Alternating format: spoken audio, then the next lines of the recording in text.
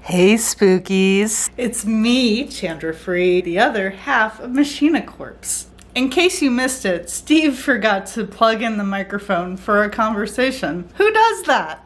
Steve does. That's why we put him in the corner. So here's part 2.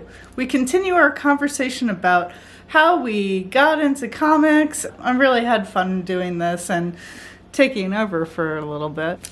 Enjoy the second half. The second half of part 2.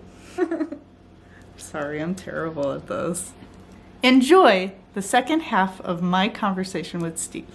I think when I did, my high school thing was the Steve Areno comic, which is like a comic strip, like a syndicated comic strip. And I started that like as I was graduating, and it was something I drew to keep in touch with all of my classmates. And I actually did a big book of comics that like we gave out at graduation. Actually, you go further back, I did this big poster of literally every kid in my school. Wow. That was handed out at like the graduation or whatever. Oh my god, that's intense. But I did this comic strip for like 3 or 4 years, and that was kind of my like. I always think of it as art boot camp or comics boot camp, sure. Because every single issue I did, I was trying to improve it in some way. Like whether it was changing the art style. Eventually I started working at a larger size and shrinking things down. I was getting cleaner and tighter. I was lettering bigger. I was actually sending these out to syndicates regularly. Yeah. And at first I would just get foreign letter rejection. And then they'd be like, oh, this kid just keeps on doing it. Like, try changing the premise, letter larger, and then I'd do those things, and I'd send it out again, and then I started working with a brush, and basically month by month I was learning to write better and draw better, and it was a big development phase for me that led to Emo Boy.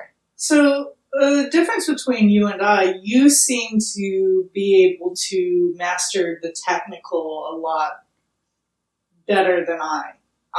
You're more focused on like, well, let me do this, let me enlarge the text, etc. Like according to like people giving you input, but you're always, even now, learning and progressing into different ways of doing things and experimentation.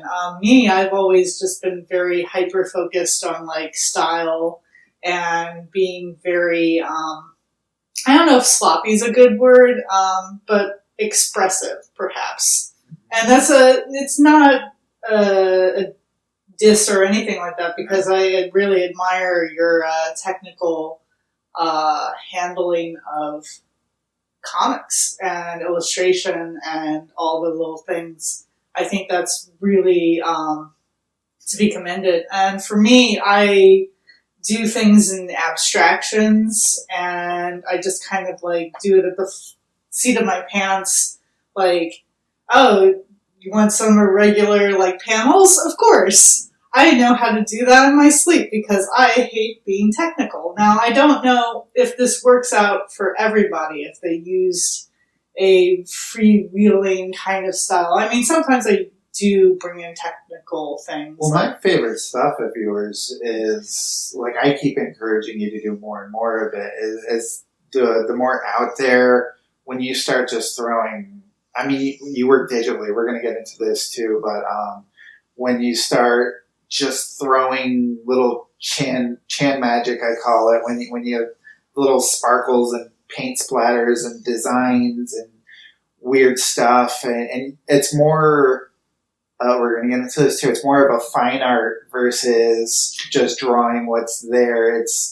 Or maybe, I don't know if fine art is the right word, but it's more of a painting. It's more emotional bloodletting or something. Right. I mean, like, that comes from my background. My area of focus in college was fine art. Painting was one of the big things I did, and like actual like life studies, anatomy and stuff like that. And so that puts a big influence on where I'm at now, is that I take that fine art aesthetic and I put that in. And so sometimes I fight with some of the urges to be like my contemporaries, which is like, oh, do inking, do this, do it like that, where all I want to do is just like scribble and fuck things up, I guess you could say, like add splashes of color everywhere and weird. You got to do you because you're the chanster, and there's only one chance there. But let me ask you this: so I've seen your traditional work and your digital work. Let me ask 3 questions. Okay. Which feels better to you? Which do you prefer to do? Traditional painting and drawing, pencils, on paper, or working on your iPad? It depends. I really don't have a preference because to me, both of them are different worlds, but can also be the same world. I love doing my paintings, but that's what I call my fine art, my time to just do abstractions and just keep on putting paint on the canvas and do whatever is in my head without any planning, just going at it. And when it comes to comics, sometimes it can be a combination of traditional and digital. Well, the God Machine, you did both. Like Right. We've gone through the God Machine page by page, and you've been like, this one I drew on paper, this one I drew right into the iPad, and this one I painted first. And right. Well, not the iPad, of course, for anyone who's following along. That's true. No. You had the earliest iPad.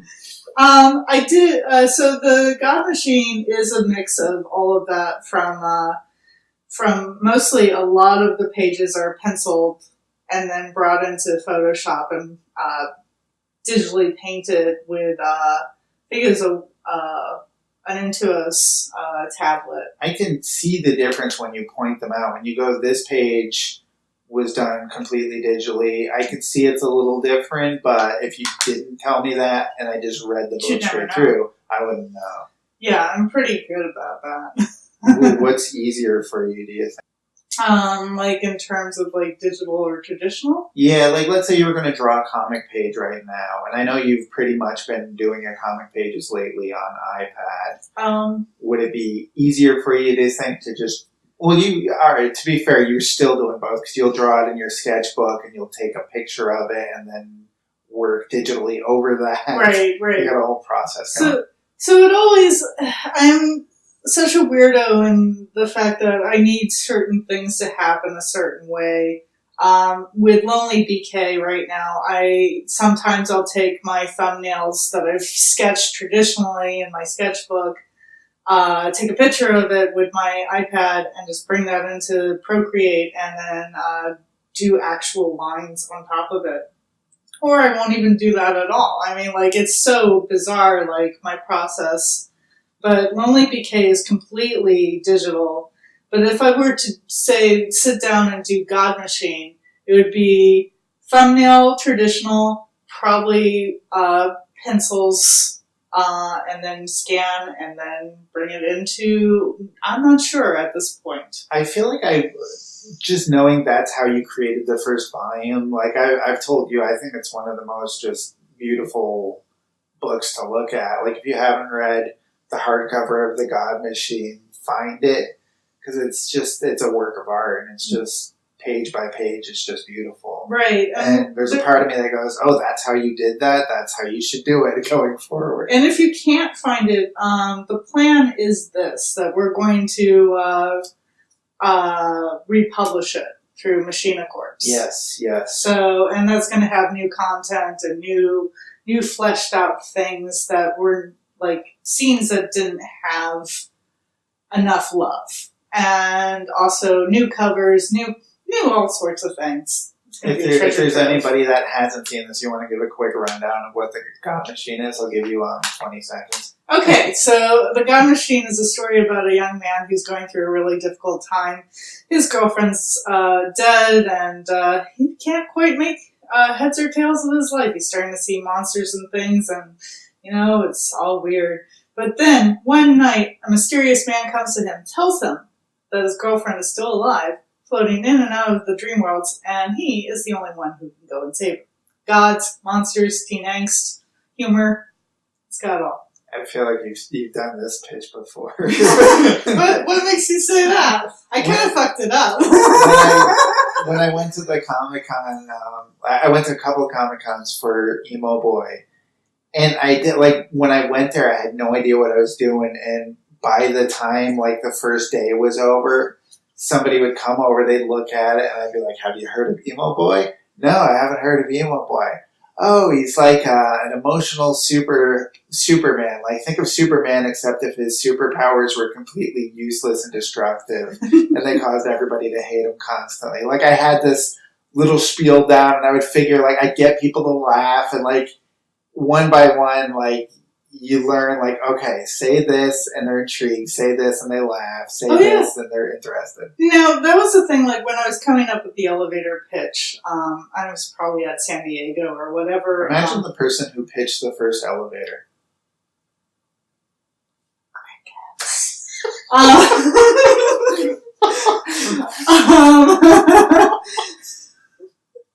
Where were we?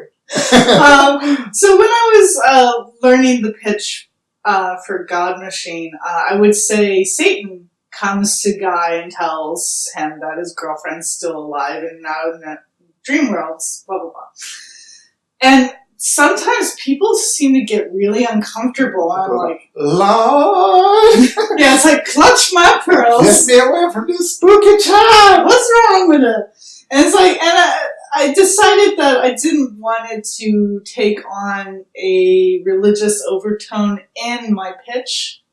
I wanted them to discover it for themselves. I mean, the book is called The God Machine. Yeah, that's true. It's kind of built in. But I kind of wanted, like, maybe Satan needs to be, like, kind of hidden a little bit, and they'll figure it out. And that's totally his style. But I mean, like, you learn these things as you go to conventions, and plus it's always, like, for any of you who are looking to pitch a book to fellow creators and editors, and also if you already have your book ready and you're going to conventions, have a pitch. Figure out your 20-second little thingamajigger. Right. Write that down. And really figure out, boil it down to the essence of, like, what would make people read this? And my hook was, well, the girl's dead, but she might be alive, and she's in dream worlds. I think having something like sitting at a convention table and one by one watching people walk away, you're learning real fast how to get them to stay, how to get them to laugh, how to intrigue them. Like, right. That was a really good little school right there. I mean, like, well, first of all, that's, like, really hard no matter what, because there's a lot of do's and don'ts of conventions. There's the hard sellers that are like, hey, you, get over here. And it's like, no. Like, that's the worst thing you can do. Right. Well, there's also, like, so one of the things that you're supposed to do is put the book in customers' hands. So they're forced to look at things. Getting started on that. Oh, I've done it a few times, but I never feel comfortable enough with it. It's really hard. But that is a do of conventions. If you're good at that, you should stand around Times Square in a mascot outfit. Oh, no. Okay. Bring some dark stuff out here. Yeah, I've had some bad experiences with aggressive sellers. All right, let's continue. All right. So, writing. Woo. Yeah, so I know from talking to you, so there's been one volume of The God Machine published. Yeah. And I've heard you basically rattle off a plot that's about 13 volumes long. And this isn't just over the course of 13 volumes. The God Machine's about this. It's literally, and then in volume 7, this happens, and this happens, and this happens. So I wanted to ask you, I know I'm a big planner and organizer. I outline extensively. Some people just feel the story out and they just go through the story and they experience it. And to me, that's terrifying. Like, I hope this ends somewhere that makes some kind of sense. And other people swear by that and they hate the outline because they feel like if they know the whole story, it's boring to write. What's I know you've obviously plotted a ton, but what's your plotting method? So, it's really bizarre because this particular book series, The God Machine, has come about in different stages of my life of how I planned it, how I figured it out.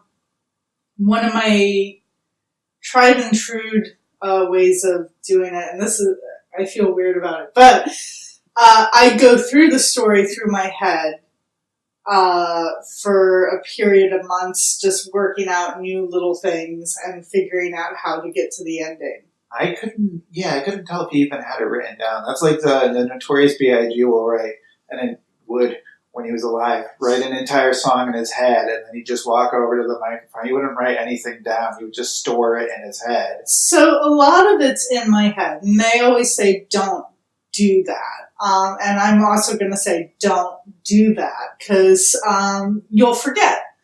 However, one of my things is that I modify and change and keep things interesting for myself as I'm getting older and whatnot. Also, I have written down a lot of the plot lines in Google Docs of like where everything is for each volume to hit those marks now. Like, it's pretty solidified, but it's still pretty loose. Will you sit there and follow like a 3-act structure and be like, okay, this is the beginning, this is where it ends. I know in the middle it's got to go here. Each chapter has to hit these marks. Because I get like extensively, you've seen my writing process. Yeah. I get extensively detailed with all that. So I like to call myself a storyteller and not a writer. Though I write, but I think I'm not good technical.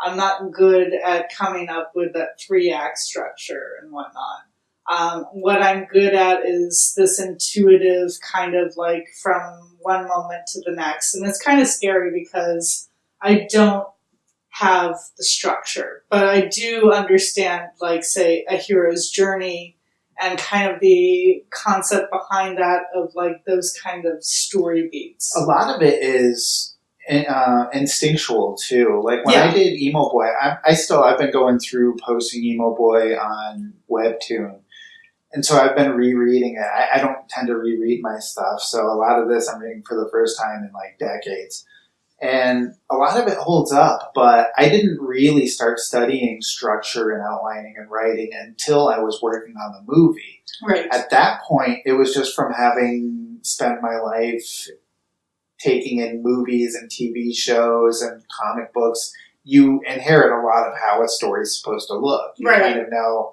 okay, it's got to come together in the end. It's got to have a big swerve somewhere in there. You just do it. Can I leave the shame corner yet? Nah. Let's stay there.